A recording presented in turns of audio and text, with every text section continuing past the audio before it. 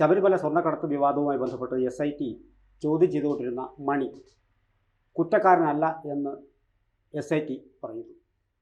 ഇങ്ങനെ ഓരോ ആൾക്കാരെയും ഓരോ ദിവസവും കുറ്റക്കാരനല്ല എന്ന് കണ്ട് പറഞ്ഞു വിടുന്ന അവസ്ഥയിൽ ഈ അന്വേഷണം ഏത് പരിധിയിലെത്തും? നമ്മോടൊപ്പം PSN സാറും പ്രശാന്ത് സാറും ഉണ്ട്. സർ, എന്താണ്?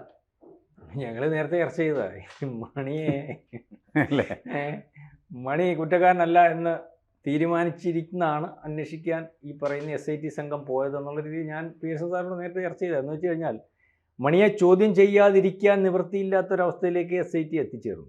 കാരണം അതിൻ്റെ കാരണമെന്ന് പറഞ്ഞാൽ പ്രതിപക്ഷ നേതാവായിട്ടുള്ള മുൻ ആഭ്യന്തരമന്ത്രിയായിട്ടുള്ള രമേശ് ചെന്നിത്തല 2 വ്യവസായികളുടെ കൃത്യമായ തെളിവുകളുടെ അടിസ്ഥാനത്തിൽ ഇയാൾ ചാക്കിൽ കെട്ടിവെച്ചിരുന്ന പഞ്ചലോക വിഗ്രഹം ഉൾപ്പെടെയുള്ളത് കാണിച്ചെന്നും അതിനകത്ത് 1000 കോടി രൂപയുടെ ഇടപാട് ഈ പറയുന്ന ശബരിമലയുമായിട്ട് ബന്ധപ്പെട്ട് നടക്കുന്നുണ്ടെന്നും 500 കോടി രൂപയുടെ നടന്നു, ഇനി 500 കോടി രൂപയുടെ ഇടത്ത് കൂടി നടക്കാനുണ്ടെന്നുള്ള രീതിയിൽ സംസാരിച്ചതനുസരിച്ച് അല്ലെങ്കിൽ SIT എടുത്ത് അദ്ദേഹം അങ്ങനെ മൊഴിയെടുത്തിരിക്കുന്നത്. അതുകൊണ്ട് അവർക്ക് ഈ മണിയെ ദാവൂദ് മണിയോ അല്ലെങ്കിൽ ദുബായ് മണിയോ പല രീതിയിൽ നമ്മളൊരു സിനിമയ്ക്കകത്ത് മമ്മൂട്ടിക്കുള്ള പേര് പോലെ ബെല്ലാരി രാജയ്ക്കകത്ത് പോത്ത് രാജയെന്നോ ബെൻസ് രാജയെന്നോ മറ്റു രാജയെന്നൊക്കെ പറഞ്ഞ് ഇയാളൊരു വലിയ ആളാണ്. അപ്പം ഇയാളൊരു വലിയ ആളാണെന്ന് ഇയാൾ വെളിയിൽ വന്നു. ഇനി വെളിയിൽ വരാത്ത ഒരാളുണ്ടെന്ന് നമ്മൾ പറഞ്ഞിട്ടുണ്ട്. ബാംഗ്ലൂരിലുള്ള ഒരു വ്യവസായി, അയാൾ കള്ളക്കടത്തുകാരനോ മയക്കുമരുന്ന് കച്ചവടക്കാരനോ ഒക്കെയാണ്. അയാൾ ആഭ്യന്തര വകുപ്പുമായിട്ട് അടുത്ത ബന്ധമുള്ള ആളാണ്. ബാംഗ്ലൂരിൽ ഈ പറയുന്ന കൊള്ളകൾക്കെല്ലാം നേതൃത്വം കൊടുക്കുന്ന ആളാണ്. ഇതുവരെ അദ്ദേഹത്തെ വെളിയിൽ കൊണ്ടുവരാൻ സാധിച്ചിട്ടില്ല. അപ്പോൾ ഇതിൻ്റെ പുറകിൽ മറഞ്ഞിരിക്കുന്ന ആൾക്കാർ വലിയ വലിപ്പത്തിലാണ്. അത് സോണിയാഗാന്ധിയുടെ മുഖമുള്ളവരുണ്ടാവും, അല്ലെങ്കിൽ പല മന്ത്രിമാരുടെ മുഖമുള്ളവരുണ്ടാവും, അല്ലെങ്കിൽ ഈ പറയുന്നത് പോലെ MLA-മാരുടെയും MP-മാരുടെയൊക്കെ മുഖമുള്ളവരുണ്ടാവും. അപ്പം ഈ മണി എന്ന് പറയുന്ന ആൾ ഇതിനകത്ത് ഇപ്പം രമേശ് ചെന്നിത്തല ഈ വിഷയമായിട്ട് സംസാരിക്കുന്നുണ്ട്. കാരണം ഇപ്പോഴും വ്യവസായി പറയുന്നു, ഞാൻ പറഞ്ഞതിനകത്ത് വാസ്തവമുണ്ട്, ഞാൻ പറഞ്ഞതിനകത്ത് ശരിയുണ്ട്, ഞാൻ പറഞ്ഞത് എനിക്ക് ബോധ്യമുള്ളതിൻ്റെ അടിസ്ഥാനത്തിലാണ്. പിന്നെ നമുക്കറിയാമല്ലോ, ഇപ്പം ഞാനാണ് ഒരു അന്വേഷണ ഉദ്യോഗസ്ഥനെങ്കിൽ അന്വേഷിക്കാനുള്ള അധികാരം എനിക്കുള്ളതെന്ന് പറഞ്ഞാൽ ആ അന്വേഷണത്തിനകത്ത് കഴമ്പുണ്ടോ കഴമ്പില്ലയോ എന്ന് എനിക്ക് തീരുമാനിക്കാം. പിന്നെ അതിൻ്റെ പുറത്ത് ഏതെങ്കിലും ഇത്തരത്തിൽ മന്ത്രിമാരോ അല്ലെങ്കിൽ ഇപ്പോൾ കോടതിയാണെന്നൊരു മേൽനോട്ടം വഹിക്കുന്നത്, ആ മേൽനോട്ടം വഹിക്കുന്ന ആൾക്കാരോ അതിനകത്ത് സംശയം പ്രകടിപ്പിച്ച് വീണ്ടും ഒരു അന്വേഷണം നടത്താനേ മാർഗമുള്ളൂ. അപ്പം SITക്ക് ഈ കേസ് നമ്മൾ പലവട്ടം പറഞ്ഞതുപോലെ ക്ലോസ് ചെയ്യണം. ക്ലോസ് ചെയ്തേ മതിയാകത്തുള്ളൂ. നമ്മൾ പറഞ്ഞില്ലേ, പപ്പനെയും വാസുവിനെയും വെച്ച് ക്ലോസ് ചെയ്യണം. അപ്പോൾ കോടതി സമ്മതിച്ചില്ല. വീണ്ടും അതിൻ്റെ പുറകിൽ 2 ദേവസ്വം ബോർഡ് മെമ്പർമാർ വന്നു. ഒരു ദേവസ്വം ബോർഡ് മെമ്പറെ പിടിച്ചിട്ടുള്ളൂ, ഒരു Devaswom board police Devaswom board മെമ്പറാ, അയാളെ ഇതുവരെ പിടിച്ചിട്ടില്ല. സുപ്രീം കോടതി പറഞ്ഞു ഇയാൾ കള്ളനാ, ഇയാളെ ഇതുകൊണ്ട് ഇവിടെ വന്ന് എന്ന് ചോദിച്ചിട്ട് പോലും പിടിച്ചിട്ടില്ല. അപ്പോൾ ഇതിനകത്ത് ഞാൻ പറഞ്ഞതുപോലെ പിടിച്ചാൽ പിടിമുറ്റാത്ത രീതിയിലൊക്കെ ഉള്ള ഒരു കൊള്ളയാണ്. ശബരിമലയ്ക്കകത്ത് ഒരു ദ്വാരപാലകവും ഒരു വാതിൽപ്പടിക്കകത്തും അല്ലെങ്കിൽ ഒരു നമ്മൾ അന്ന് തുടങ്ങിയ ഒരു ഉണ്ണികൃഷ്ണൻ പോറ്റിയോ ഒരു മുരാരി ബാബുവോ അല്ലല്ലോ ഇതിൻ്റെ പുറകിൽ. അന്വേഷിച്ച് വരുമ്പോൾ അങ്ങേയറ്റം ചെന്ന് ഇപ്പോൾ നമുക്കറിയാവുന്ന ഏറ്റവും അങ്ങേയറ്റം ചെന്ന് നിൽക്കുന്ന ആരാ? സോണിയാഗാന്ധിയുടെ കൂടെ ആ പോറ്റി നിൽക്കുന്നത്, സോണിയാഗാന്ധിയുടെ കൂടെ ആ പോറ്റിയുടെ ഭാര്യ നിൽക്കുന്നത്, സോണിയാഗാന്ധിയുടെ കൂടെ ആ ഗോവർദ്ധനം നിൽക്കുന്നത്, ഈ പറയുന്നവരൊക്കെ അകത്ത് കിടക്കുക. എന്നാൽ ഇന്ന് ചോദിക്കാൻ പോലും സോണിയാഗാന്ധിയുടെ കൂടെ എങ്ങനെ പോറ്റി വന്നു, ഗോവർദ്ധനൻ വന്നു എന്ന് ചോദിക്കാൻ ഇവിടുത്തെ BJP ഇല്ല.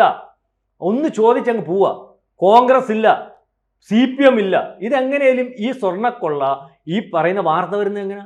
ഈ ഹൈക്കോടതി അന്വേഷിക്കുന്നു, അല്ലെങ്കിൽ ആ വിജിലൻസ് കോടതി അന്വേഷിക്കുന്നു, ഇടയ്ക്കിടയ്ക്ക് റിപ്പോർട്ട് കൊടുക്കുന്നു. വാർത്ത എവിടുന്നേലും വരുന്നതുകൊണ്ടാണല്ലോ. അല്ലെങ്കിൽ എന്നേയും നമ്മൾ പറയില്ലേ മൺമറഞ്ഞു പോയി എന്നൊക്കെ പറയുന്നത്, നമുക്ക് എന്നേ ഇത് മറഞ്ഞു പോയേനെ.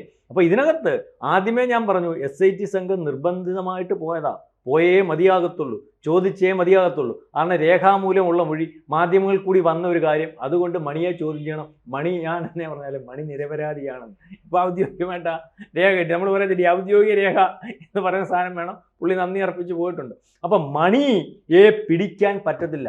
കാരണം ഈ മണി എന്ന് പറയുന്ന ആൾ, നമ്മൾ പറയുന്ന അന്താരാഷ്ട്ര റാക്കറ്റ്, അത് ശബരിമലയ്ക്കപ്പുറം ഇന്ത്യക്കകത്ത് മൊത്തം നടക്കുന്ന, ഇന്ത്യക്കകത്തുള്ളതുപോലെ അമ്പലങ്ങളില്ലല്ലോ. നമ്മൾ കാണുന്ന ശബരിമലയും അല്ലെങ്കിൽ ഇവിടുത്തെ തിരുവനന്തപുരത്തെ പത്മനാഭസ്വാമി ക്ഷേത്രവും 1-2 അമ്പലമാണ് ഇവിടെ നമ്മൾ കണ്ട് വലിയ അമ്പലം. ഇവിടെ നമ്മൾ ബാക്കിയുള്ള അമ്പലം അതിനെക്കാട്ടിലൊക്കെ എത്രയോ വലിയ അമ്പലങ്ങളുണ്ട്. അതിൻ്റെ പുറകെ എന്തും വേണ്ടി കൊള്ള നടക്കുന്നുണ്ട്. ഈ റാക്കറ്റ് എന്തുമായാലും കേരളം മാത്രം കേന്ദ്രീകരിച്ചുള്ള റാക്കറ്റ് ഒന്നും. അപ്പോൾ ഇതിനെ പിടിച്ചാൽ പിടിമുറ്റത്തില്ല സാറേ. കാരണം പിടിച്ചാൽ എല്ലാവരും അങ്ങ് വിട്ടേരെന്ന് പറയുന്നതിൻ്റെ കാര്യം എന്ന് പറഞ്ഞാൽ ഇതിനകത്ത് എല്ലാവരും ഉണ്ട്. നമ്മൾ പറയുന്നത് അവിയിൽ ഉരുവത്തി കിടക്കും. അപ്പോൾ അതാണ് ഇതിൻ്റെ ഇപ്പോഴത്തെ ഒരവസ്ഥ എന്നാണ് എനിക്ക് തോന്നുന്നത്. പ്രശാന്ത് സാർ പറഞ്ഞത് ശരിയാണ്. അപ്പോഴും ചെന്നിത്തലയെ പോലെ ഇത്രയും രാഷ്ട്രീയ പരിചയമുള്ള ഒരാൾ പറഞ്ഞതുകൊണ്ട് മാത്രമാണ് D എന്ന് പറയുന്ന വ്യക്തിയെ ചോദ്യം ചെയ്യാനെങ്കിലും വിനക്കെട്ടത്. പക്ഷേ സാധാരണക്കാരായ സാമാന്യ ബുദ്ധിയുള്ള ജനങ്ങൾ ചോദിക്കുന്നൊരു ചോദ്യമുണ്ട്.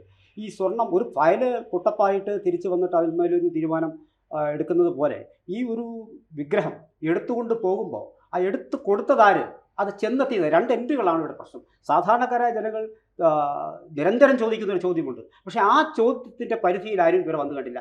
എടുത്തു കൊടുത്തയാൾ ആകണ്ടേ ഒന്നാം പ്രതി എന്നോ, എടുത്തു കൊടുത്തയാൾ അല്ല ഒന്നാം പ്രതി എന്നോ. എന്തുകൊണ്ടാണ് അങ്ങനെ ഒരു സംഭവം? അപ്പോൾ ഒരിക്കലും ഇത് പ്രതികളിലേക്ക് എത്തില്ല. അല്ല, ഈ കേസിൻ്റെ സ്വഭാവം എന്ന് പറയുന്നത് പ്രശാന്ത് പറഞ്ഞതുപോലെ ഇത് പിടിച്ചാൽ പിടികിട്ടാത്തതായിട്ടുള്ള ആളുകൾ ഇതിൻ്റെ പ്രതികളായി മാറിയെന്നുള്ള. അതുകൊണ്ട് SITക്ക് ഒന്നും ചെയ്യാനായിട്ട് കഴിയുന്നില്ല. ആരാണ് ഇതിൻ്റെ പിന്നിൽ പ്രവർത്തിക്കുന്നത് എന്ന് അറിഞ്ഞാൽ പോലും അത് കൃത്യമായിട്ട് പൊതുസമൂഹത്തിന് മുന്നിൽ അവതരിപ്പിക്കാൻ പറ്റാത്ത ഒരു ഗതികെട്ട അവസ്ഥ അവർക്കുണ്ട്. മണിയുടെ കാര്യം ശരിയാണ്. രമേശ് ചെന്നിത്തല അദ്ദേഹത്തിൻ്റെ വളരെ വിശ്വസ്തനായിട്ടുള്ള ഒരു വ്യവസായി. ഈ വ്യവസായികളൊക്കെ അങ്ങനെ വിശ്വസ്തരാണോ എന്നുള്ള കാര്യം സംശയമാണ്. കാരണം വ്യവസായികൾക്ക് വ്യവസായ താല്പര്യമാണുള്ളത്. അവർ രമേശ് ചെന്നിത്തല പോലെയുള്ള നേതാക്കന്മാരെ വേണമെങ്കിൽ അവരുടെ കാര്യങ്ങൾക്ക് വേണ്ടി ഉപയോഗിക്കാം എന്നല്ലാതെ വ്യവസായികളെ നമ്മളങ്ങനെ വിശ്വസിക്കേണ്ട കാര്യമില്ല. അവർക്ക് അവരുടെ താല്പര്യങ്ങളുണ്ടാകും. ആ താല്പര്യങ്ങൾ ഇതിലും വളരെ പ്രകടമായിരുന്നു എന്നാണ് ഇപ്പോൾ ഡി മണി എന്ന് പറയുന്ന, അതിന് പല വ്യാഖ്യാനങ്ങളുണ്ട് നമുക്കറിയാം. അപ്പോൾ ഈ മണി എന്ന് പറയുന്നത് ദാവൂദ് മണി എന്നൊക്കെ പേര് വിളിക്കണ്ടായിരുന്നു, അങ്ങനെ പല സൈസിലും വിളിക്കണ്ടായിരുന്നു. അപ്പോൾ അദ്ദേഹത്തിന് ഇതിലൊരു പങ്കുമില്ല എന്ന് SITക്ക് പൂർണ്ണമായിട്ട് ബോധ്യപ്പെട്ടതിൻ്റെ പേരിൽ അദ്ദേഹത്തെ വിടുകയാണ് ചെയ്തത്. ഞാനല്ല ഇതിൻ്റെ അകത്ത് എന്ന്, ഞാനുമായിട്ട് യാതൊരു ബന്ധമില്ല എന്നുള്ള കാര്യം അദ്ദേഹം പ്രഖ്യാപിക്കുന്നതൊക്കെ നമ്മൾ ഈ ടെലിവിഷൻ ഇരുന്ന് നമ്മൾ നോക്കുമ്പോൾ കാണുന്നുണ്ട്. പിന്നെ ആരാണ് ഇത് എടുത്തുകൊണ്ട് പോയത് എന്നുള്ള ചോദ്യം. കാര്യമുണ്ട് സാർ. ആരെന്ന് ചോദിക്കുമ്പോൾ ഈ ഡീമണിയെ കൊണ്ട് നമ്മളില്ലേ ദിലീപിന്റെ കേസിനകത്ത് നാദർഷ പറഞ്ഞതുപോലെ ഇയാൾ ഇവിടെ വന്ന് ഞാൻ പറയുന്ന പോലെ ഒന്ന് പേരെഴുതി ഒപ്പിട്ട് തരാൻ ഈ മണിയുടെ അടുത്ത് ഇവിടുത്തെ അന്വേഷണ ഉദ്യോഗസ്ഥൻ പറയുക രമേശ് ചെന്നിത്തലയ്ക്ക് ഇതിനകത്ത് വഴിയുണ്ട് എന്നുള്ള രീതിയിൽ ഇയാളെന്ന് പറഞ്ഞാൽ മതി. കാര്യങ്ങൾ പറഞ്ഞാലെന്ത് ചെയ്യും സാറേ? മൊഴി കിട്ടിയാൽ പോരെ? പിന്നെ രമേശ് ചെന്നിത്തല അടക്കണ്ടേ തെളിയിക്കാൻ? നാളെ കാലത്ത് വേണമെങ്കിൽ അന്വേഷണ ഉദ്യോഗസ്ഥൻ ഇങ്ങനെ തെളിവ് കിട്ടി, പ്രധാനപ്പെട്ട കക്ഷിയായിട്ടുള്ളവർക്ക് അകത്ത് പോയാൽ പോയതല്ലേ, പിന്നെ വെളിയിൽ വരും, അവസാനം തെളിയിക്കാൻ പറ്റും. പക്ഷേ ഈ കാര്യങ്ങൾ അപ്പം ഇതിനകത്ത് അപകടം ഈ രീതിയിലാണ്. സാറി ചോദിച്ചല്ലേ പിന്നെ ആര്? അതാണ് നമുക്ക് പറയാൻ പറ്റാത്തതും പിടിക്കാൻ പറ്റാത്തതും അറിയാൻ പറ്റാത്തതും എന്നാൽ അറിയാവുന്നതുമായിട്ടുള്ള കാര്യം എന്ന് വേണം കരുതാൻ. അതായത് നമുക്കെന്ന് പറയുമ്പോൾ SITക്കും അതേപോലെ തന്നെ അതുമായി ബന്ധപ്പെട്ട ആളുകൾക്കും അറിയാം പ്രതി കാണാമറയത്തുണ്ട്. എത്തൂല. അത് ഈ പഴയ കാലത്തെ നമ്മൾ ഈ മന്ത്രവാദ കാലത്തൊക്കെ ഈ തിരസ്കരണി മന്ത്രമൊക്കെ സ്വായത്തമാക്കിയ ആളുകൾ ഇങ്ങനെ നടക്കും, അവരെ കാണാൻ പറ്റില്ല. അവർ വിചാരിച്ച മാത്രം നമുക്ക് അവരെ കാണാൻ പറ്റും. അപ്പം അങ്ങനെ നമ്മുടെ ഈ പ്രതികളൊക്കെ മാറിക്കഴിഞ്ഞിരിക്കുന്നു എന്നുള്ളതാണ്. എന്തായാലും ഇത് വളരെ ഇത്രയും ഗൗരവമായിട്ടുള്ള കൊള്ള നടത്തണ്ടേ, ആ കൊള്ള കണ്ടെത്താൻ പറ്റാതെ പോകുന്നത് തൊണ്ടി മുതൽ എന്ന് പറഞ്ഞ സാധനം ഇല്ല. കാരണം ഇതൊക്കെ എടുത്തുകൊണ്ടുപോയിട്ട് ഉരുക്കി വേറെ സ്വർണ്ണമാക്കി മാറ്റി.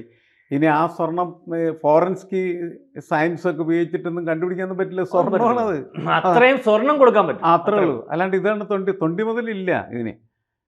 മറ്റേ ഈ കഴിഞ്ഞ ദിവസം നമ്മളുടെ തൊണ്ടി മുതൽ കേസ്, അതിൽ ജെട്ടി ഉണ്ടായിരുന്നു. ഇവിടുന്ന് എടുത്തുകൊണ്ടേ സ്വർണ്ണപ്പാളികൾ ഇല്ല. അതിനകത്ത് സാറി പറഞ്ഞു തൊണ്ടി മുതലില്ലേ, സാറി പറഞ്ഞത് വലിയൊരു പ്രശ്നമാണ്. ഈ കേസ് നിൽക്കത്തേ ഇല്ല. അതാണ് നമ്മുടെ ഈ വാസു പറഞ്ഞത്. റിക്കാർഡിക്കലി ഈ സാധനമൊന്നുമില്ല. റിക്കാർഡിക്കലി അയാൾ പറഞ്ഞു എനിക്ക് അധികാരമുണ്ട്, എനിക്ക് ചെമ്പ് തകിടാന്ന് എഴുതാൻ എനിക്ക് അധികാരമുണ്ട്, കാരണം ദേവസ്വം കമ്മീഷനാണ്, അത്തരത്തിൽ ഉത്തരവാദിത്തം ആളാണ്. ബാക്കി നിങ്ങൾ പറ, എവിടെ ദേവസ്വം ബോർഡിന്റെ റെക്കോർഡിനകത്ത് ഇതിനകത്ത് സ്വർണ്ണം പൂച്ചെന്ന്, ഇത് സ്വർണ്ണ തകിടാണെന്ന് നിങ്ങളെല്ലാം പറയുന്നു, സ്വർണ്ണ പ്ലേറ്റാന്ന് പറയുന്നത്, എവിടെ റെക്കോർഡ്? അതുപോലെ ഇപ്പോൾ ഇത് ചോദിച്ചതുപോലെ ഇതിന് ഉരുക്കി കൊണ്ടതിന് അകത്ത് പിടിച്ചു പറഞ്ഞു കാര്യങ്ങൾ കോടതി വരുമ്പോൾ ഒന്നും പോരാ. റെക്കോർഡ് വേണം, തെളിവ് വേണം. അല്ലാത്ത കേസുകൾ ഇറങ്ങി അങ്ങ് പോകും. നമ്മൾ പറയത്തില്ല വാരെ ഇറങ്ങി അങ്ങ് പോകുമെന്ന് പറഞ്ഞ പോലെ തെളിവില്ലാതെ കോടതിയിലൊന്നുമില്ല. കേസ് എന്നേ പൊളിഞ്ഞു, തീർന്നു. അയാളുടെ ജാമ്യാപേക്ഷയ്ക്കകത്തറിയാം ഈ കേസ് എവിടെ നിൽക്കുമെന്ന്. ആരുടെ? വാസുവിൻ്റെ ജാമ്യാപേക്ഷയ്ക്കകത്തുനിന്ന് തന്നെ നമുക്കറിയാം ഈ കേസ് പൊളിഞ്ഞു പോയി, നിൽക്കത്തില്ല, തീർന്നു പോയി. പിന്നെ കുറേ ദിവസത്തേക്ക് ഇവരെ പിടിച്ചകത്ത് വെച്ചേക്കാം. ആരാ? ഈ അന്വേഷണ ഉദ്യോഗസ്ഥർ പറയും ഞങ്ങൾ അന്വേഷിച്ചുകൊണ്ടിരിക്കുകയാണ്. കാരണം ഇത് ഒരു ചിലപ്പോൾ പറഞ്ഞു കാണും ഇലക്ഷൻ കഴിയുന്നിടം വരെ അവിടെ നിൽക്കട്ടെ, അത് കഴിയുന്നിടം വരെ തെളിവ് എന്നൊക്കെ പറഞ്ഞിട്ട് പൊത്തി പിടിച്ചിട്ട് അത് കഴിഞ്ഞിട്ട് തന്നെ വിടും. മനസ്സിലാകുന്നു. ജാമ്യം ഇപ്പോൾ ജയശ്രീക്ക് സുപ്രീം കോടതി ജാമ്യം കൊടുത്തു കഴിഞ്ഞാൽ ഒരു പ്രതിക്ക് ജാമ്യം കൊടുത്ത മെറിറ്റിൽ ബാക്കി പ്രതിക്ക് ജാമ്യം കൊടുത്തേ വെക്കത്തുള്ളൂ. ആണ് ഒരാളെ എത്രയോ സാറ് പ്രതിയാ തെളിയിച്ചിട്ടില്ലല്ലോ, തെളിയിക്കുന്നിടം വരെ സാറിനെ എത്ര ദിവസം ഹോൾഡ് ചെയ്യാൻ പറ്റും? അവകാശമാണല്ലോ ജാമ്യം എന്ന് പറയുന്നത്.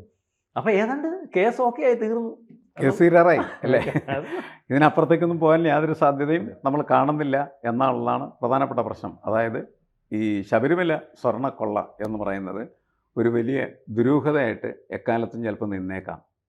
അതാണ് SIT ഒക്കെ നമുക്ക് ഇത് നൽകുന്ന വിശ്വാസി സന്ദേശം. സമൂഹത്തിൻ്റെ മാത്രം ഒരു നിസ്സഹാവസ്ഥയല്ല. അല്ല. ഇപ്പോൾ ഒരു പൊതു സ്വത്താണ് വസ്തു. അതെ. നമുക്ക് അതോർത്ത് നമുക്ക് പരിതപിക്കാം, അല്ലാതെ മറ്റു മാർഗ്ഗങ്ങളില്ല.